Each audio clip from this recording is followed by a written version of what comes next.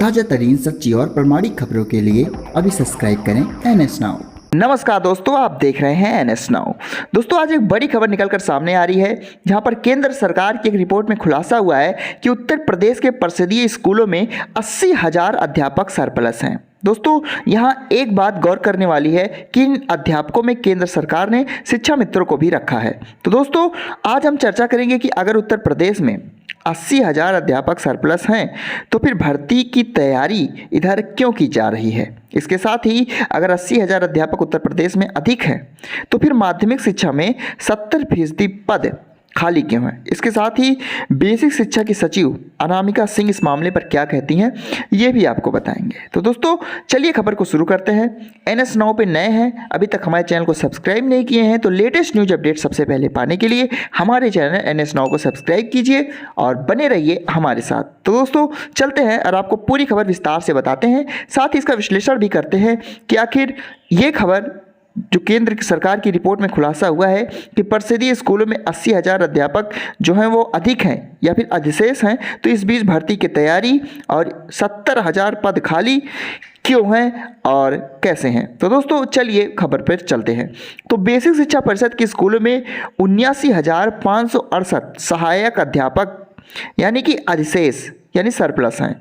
केंद्र सरकार के शिक्षा मंत्रालय के स्कूल शिक्षा एवं साक्षरता विभाग ने अपनी रिपोर्ट में सरप्लस पदों का खुलासा करते हुए प्रदेश सरकार को सहायक अध्यापकों के पदों को सुव्यवस्थित करने और सभी स्कूलों में आवश्यक शिक्षकों की उपलब्धता सुनिश्चित करने को कहा है।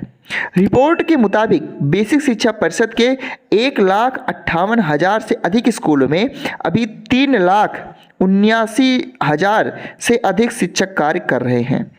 वहीं 1,40,000 से अधिक शिक्षा मित्र भी कार्यरत हैं। इस तरह स्कूलों में कुल 5,19,000 शिक्षक शिक्षा मित्र कार्यरत हैं। प्राथमिक विद्यालयों में छात्र शिक्षक अनुपात 30:1 यानी कि 30 विद्यार्थियों पर एक शिक्षक और उच्च प्राथमिक विद्यालयों में 35:1 यानी 35 विद्यार्थियों पर एक शिक्षक है। परिषदीय विद्यालयों में करीब 1.76 करोड़ विद्यार्थी नामांकित हैं।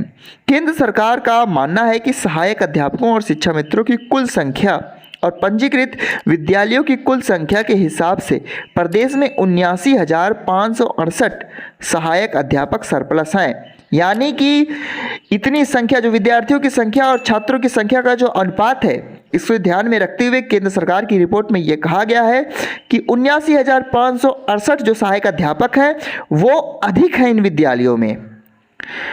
हालांकि विभाग में सृजित पदों की दृष्टि से सहायक अध्यापकों और प्रधानाचार्यों के करीब 1.26 लाख पद खाली हैं। जो विभाग की तरफ से पद सृजन किए गए हैं उसके तहत अभी भी 1.26 लाख जो पद हैं वो खाली हैं। तो आइए बात करते हैं कि इधर भर्ती की तैयारी क्यों हो रही है। प्रदेश सरकार की ओर से बेसिक शिक्षा परिषद के स्कूलों में सहायक अध्यापक भर्ती के लिए राजस्व परिषद के अध्यक्ष की अध्यक्षता में एक कमेटी गठित की गई है। कमेटी जिलावार रिक्त पदों का आकलन करके भर्ती के लिए रिपोर्ट देगी।